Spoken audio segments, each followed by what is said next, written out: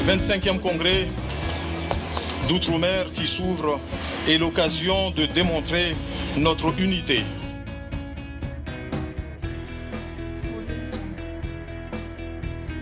C'est avec un immense plaisir et en même temps un honneur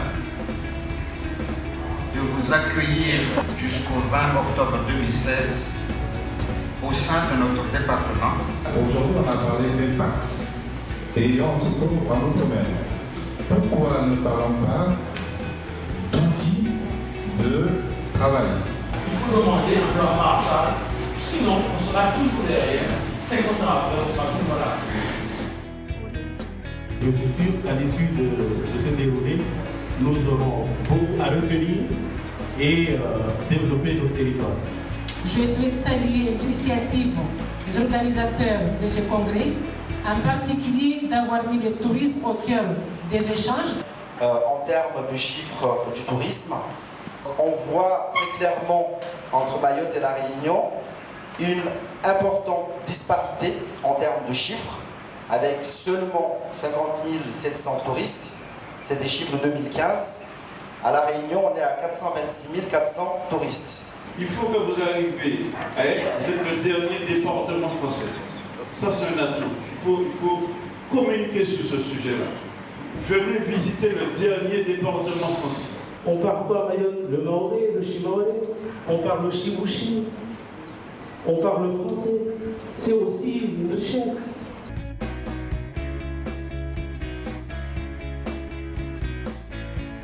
J'ai donc choisi cet après-midi d'échanger avec vous sur la thématique de l'éducation et puis essayer de voir quel est l'impact de cette loi, de ce projet de loi sur l'égalité réelle. Les mesures de droit commun existantes peuvent déjà nous permettre, si elles sont suffisamment et réellement appliquées, permettre à l'outre-mer de rattraper son retard vis-à-vis de l'Hexagone. Alors c'est vrai qu'on est davantage dans la démarche de se tourner dans l'avenir et de regarder comment corriger cela, plutôt que d'aller faire l'inventaire du passé. La commune de Tivoli est la 4e commune de l'île de Mayotte en termes de superficie. La commune tient une position géographique stratégique qui lui confère une potentialité de développement durable dont les ressources sont immenses et variées. Ce matin, nous avons parlé de la coopération régionale. Nous nous rendons compte que c'est un problème qui concerne aussi d'autres territoires. Et à Mayotte, on sait que c'est un problème très aigu.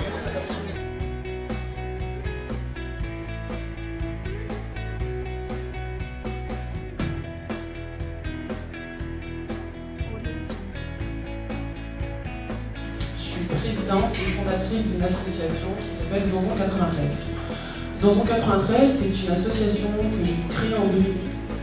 La population ne comprend pas que on dise que les chiffres de la délinquance de Mayotte font partie des plus bas encore, alors qu'ils ont l'impression que la population ressent quelque chose d'extrêmement grave.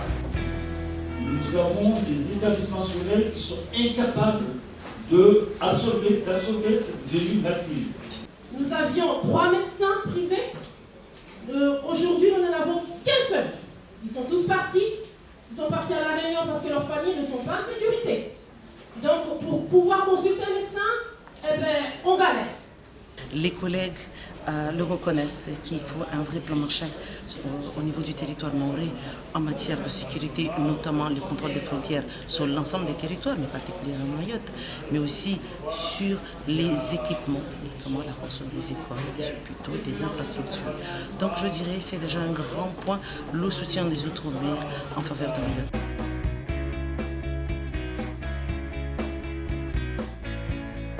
L'État tire les leçons des 70 années passées de développement économique et social des Outre-mer, précise les moyens qui seront mobilisés pour réussir cette nouvelle étape.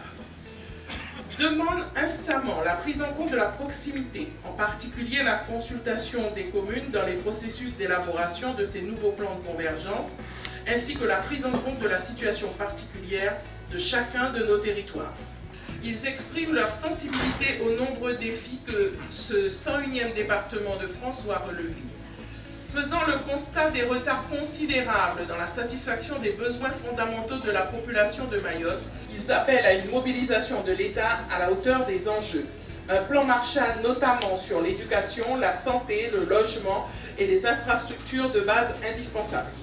Nous avons découvert des situations inégales. Nous avons trouvé aussi des situations qui n'étaient pas toujours agréables, mais je souhaite que vous puissiez avancer, que vous puissiez aussi faire de Mayotte un territoire pleinement accueillant, un territoire aussi où vous allez pouvoir trouver pour les jeunes du travail et que vous allez pouvoir aussi faire avancer votre territoire. C'est un réel plaisir que je vous dis caribou en langue maoré. Bienvenue à Sada, la ville qui sait accueillir. Vous l'avez vu à travers le cortège, le Manzara. L'équipe municipale est là, la population est là. Elle nous a réservé un accueil chaleureux comme nous ne l'avons pas eu ailleurs